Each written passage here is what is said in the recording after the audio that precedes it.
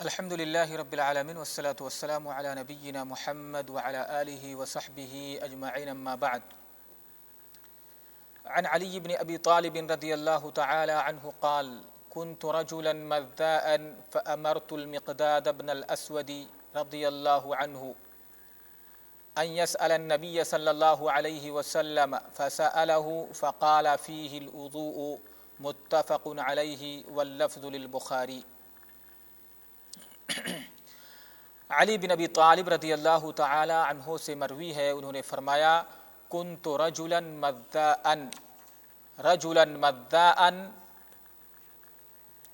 مذاء یہ مبالغہ کا صیغہ ہے اور یہ مشتق ہے مذا یمزی سے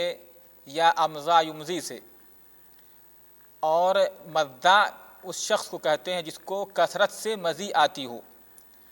اور مزی اس سے پہلے آپ لوگوں کو بتا چکا ہوں کہ مزی کا معنی ہوتا ہے، مزی سے مراد شہوت کے وقت، یعنی شرمگاہ سے شہوت کے وقت جو پتلا چپچپا پانی خارج ہوتا ہے، اور اس وقت یعنی اس کے خروج کا انسان کو احساس نہیں ہوتا ہے. شہوت کے وقت آدمی جب بیوی سے جماع وغیرہ کا ذکر کرتا ہے یا ذہن میں خیال لاتا ہے تو اس وقت شرمگاہ سے باریک یعنی پتلا چپچپا پانی خارج ہوتا ہے جس کے خروج کا نکلنے کا انسان کو احساس نہیں ہوتا ہے، اس کو مزی کہتے ہیں. اور مزی، منی اور ودی وغیرہ میں فرق کیا ہے اس سے پہلے میں اچھی طرح سے وضاحت اس کا کر چکا ہوں، لہذا آپ لوگ سمجھتے ہوں گے کہ مزی سے مراد کیا ہے. تو کہتے ہیں مجھے کثرت سے مزی آتی ہے. ایک حدیث میں ہے، خود حضرت علی رضی اللہ تعالیٰ عنہ نے وضاحت کی ہے کہ کنت رجلا مذاء، میں ایسا آدمی تھا جس کو کثرت سے مجھے مزی آتی تھی، جس کی وجہ سے سردی کے موسم میں، سردی میں ٹھنڈی کے موسم میں میں غسل کیا کرتا تھا، یعنی یہ سمجھتے ہوئے کہ اس سے غسل واجب ہوتا ہے، یہاں تک کہ میری پیٹھ پھٹ گئی، حتی تشقق ظہری، یعنی جس طرح سے سردی کے موسم میں چمڑی پھٹ جاتی ہے ٹھنڈک کی وجہ سے، جس کو ہم لوگ کہتے ہیں چچری پھٹنا، تو اس طرح سے ان کی پیٹھ جو ہے پھٹ گئی. فذکرت ذلک لرسول اللہ صلی اللہ علیہ وسلم او ذکر له فقال لا تفعل اذا رأيت المذی فاغسل ذکرک وتوضأ وضوءک للصلاة فاذا فرغت الماء فاغتسل. یعنی اللہ کے رسول صلی اللہ علیہ وسلم نے کہا جب تم اس طرح سے مذی کو دیکھو تو اپنی شرمگاہ کو دھو لو اور وضو کرو جس طرح سے نماز کے لیے وضو کرتے ہو، اور جب منی کا خروج ہو تو غسل کیا کرو. تو یہاں پر حضرت علی رضی اللہ تعالیٰ عنہ نے کہا کہ مجھے کثرت سے مزی آتی تھی. فأمرت المقداد بن الاسود، تو میں نے مقداد بن اسود رضی اللہ تعالیٰ عنہ کو حکم دیا کہ وہ اللہ کے رسول صلی اللہ علیہ وسلم سے سوال کرے، ان یسأل النبی صلی اللہ علیہ وسلم، کہ وہ اللہ کے رسول صلی اللہ علیہ وسلم سے اس بارے میں سوال کریں کہ مزی کا کیا حکم ہے، یعنی اگر آدمی کو مزی نکلے تو اس مزی کا کیا حکم ہے، کیا اس سے غسل واجب ہوتا ہے یا غسل واجب نہیں ہوتا ہے، یا اس کا کیا حکم ہے. یہاں پر ایک سوال یہ ہے کہ حضرت علی رضی اللہ تعالیٰ عنہ نے ڈائریکٹ اللہ کے رسول صلی اللہ علیہ وسلم سے کیوں نہیں پوچھا، کیوں مقداد بن اسود سے کہا، یا بعض روایتوں میں آتا ہے کہ انہوں نے عمار بن یاسر رضی اللہ تعالیٰ عنہ سے کہا کہ جا کر کے اللہ کے رسول صلی اللہ علیہ وسلم سے وہ پوچھیں، سوال کریں. تو اس کا جواب خود ایک روایت میں موجود ہے، اس میں ہے کہ فاستحییت ان اسأل رسول اللہ صلی اللہ علیہ وسلم، اور ایک میں ہے لمکان ابنتہ منی، اور ایک روایت میں ہے من اجل فاطمہ، کیونکہ اللہ کے رسول صلی اللہ علیہ وسلم کی بیٹی فاطمہ رضی اللہ تعالیٰ عنہ حضرت علی رضی اللہ تعالیٰ عنہ کی زوجیت میں تھیں، ان کی یہ بیوی تھیں، تو یہ اللہ کے رسول صلی اللہ علیہ وسلم کے داماد سے اس وجہ سے انہیں حیا آ رہی تھی، شرما رہے تھے اللہ کے رسول صلی اللہ علیہ وسلم سے اس طرح کا کوئی مسئلہ پوچھیں جس کا تعلق یعنی ایک طرح سے جس سے یعنی ایسے امور سے ہے جس میں آدمی کیا ہے، خاص طور سے اپنے رشتہ داروں سے، اور جس کی بیٹی اس کے ماتحت ہو اس سے آدمی سوال نہیں کر سکتا، اس طرح کی باتیں نہیں کر پاتا ہے. تو اس وجہ سے انہوں نے کہا کہ مجھے اللہ کے رسول صلی اللہ علیہ وسلم سے حیا آتی تھی، تو میں نے مقداد بن اسود رضی اللہ تعالی عنہ کو حکم دیا کہ وہ اللہ کے رسول صلی اللہ علیہ وسلم سے یہ مسئلہ پوچھیں۔ تو یہاں پر یہ ہمیں معلوم ہوا کہ حضرت علی رضی اللہ تعالیٰ عنہ نے مقداد بن اسود کو کیوں حکم دیا یہ مسئلہ پوچھنے کے لیے۔ فسألہ فقال فیہ الوضوء، تو انہوں نے اللہ کے رسول صلی اللہ علیہ وسلم سے سوال کیا تو اللہ کے رسول صلی اللہ علیہ وسلم نے کہا کہ فیہ یعنی فی المدی الوضوء، اس میں وضو کرنا ہے۔ تو فیہ الوضوء بعض روایتوں میں منہ الوضوء یعنی اس کی وجہ سے وضو کرنا ہے۔ یہاں پر حافظ ابن حجر رحمہ اللہ نے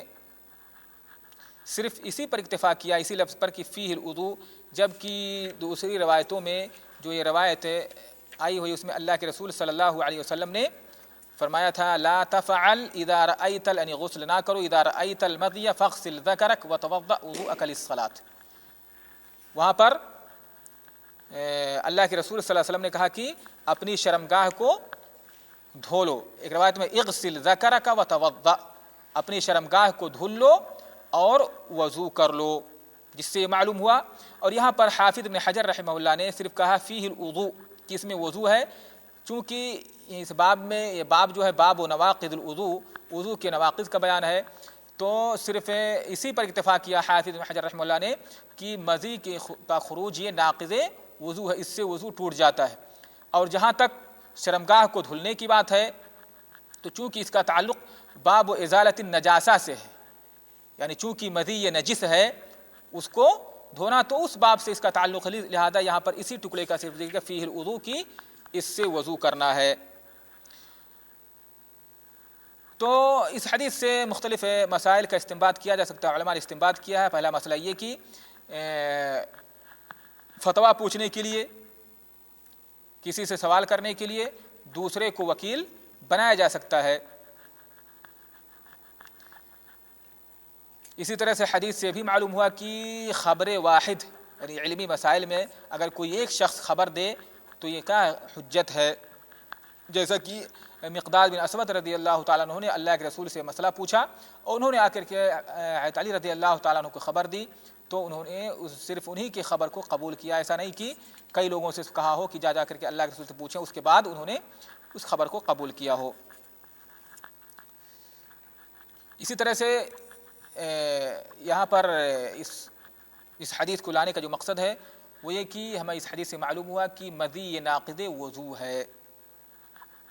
مضی یہ ناقض وضو، لہذا مضی کے خروج کی وجہ سے وضو کرنا یہ واجب اور ضروری ہے، اور یہ ناقض غسل نہیں ہے، اس سے غسل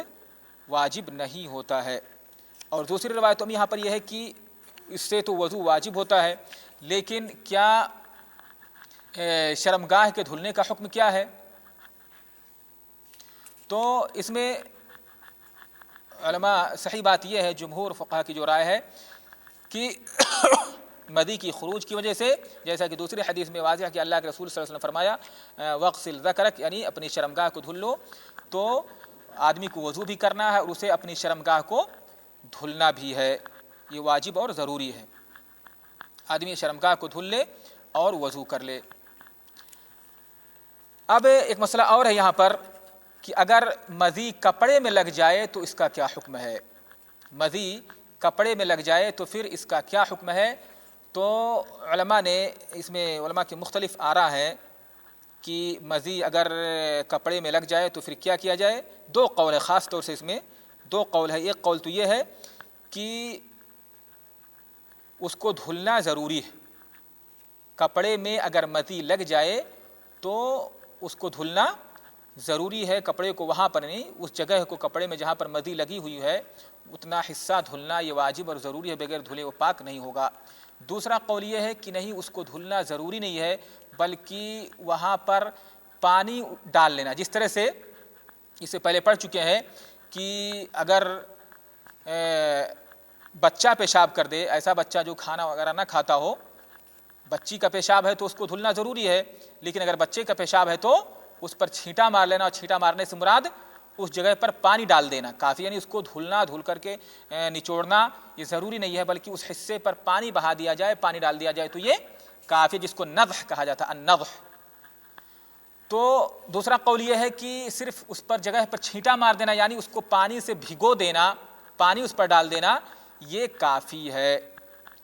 اور یہی راجح بھی ہے، جیسا کہ شیخ الاسلام ابن تیمیہ رحمہ اللہ، اسی طرح ابن القیم وغیرہ نے کہا ہے کہ راجح اس میں یہی ہے، ان کے قول سے پتہ چلتا ہے۔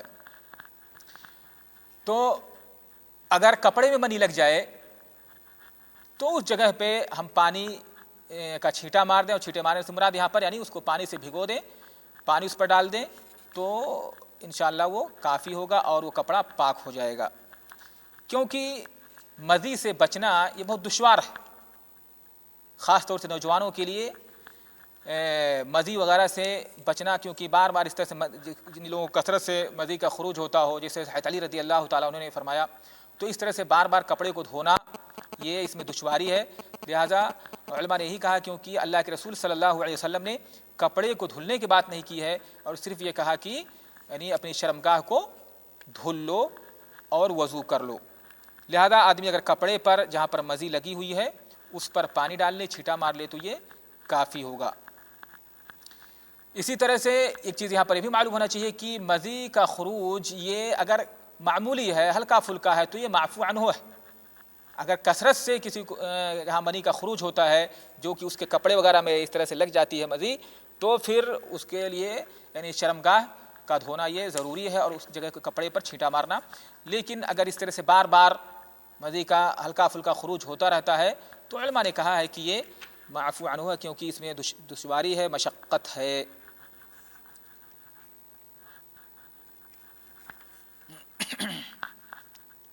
اسی طرح سے اس حدیث سے بھی معلوم ہوا کہ مزی یہ نجس ہے، مزی کا خروج یہ ناقض وضو ہے، ناقض غسل نہیں، اس کی وجہ سے غسل واجب نہیں ہوتا ہے، وضو ٹوٹ جاتا ہے انسان کا، اس کو پر وضو کرنا واجب ہے، اور مزی اگر کپڑے میں لگ جائے تو یہ مزی یہ نجس ہے، اس کو زائل کرنا، اس کو دور کرنا یہ ضروری ہے۔ لیکن اس میں اتنی رخصت ہے کہ آدمی کپڑے میں اگر کہیں لگ جائے تو اس پر پانی کا چھینٹا مار لے، اس پر پانی وغیرہ بہا لے، ڈال دے، تو یہ کافی ہوگا۔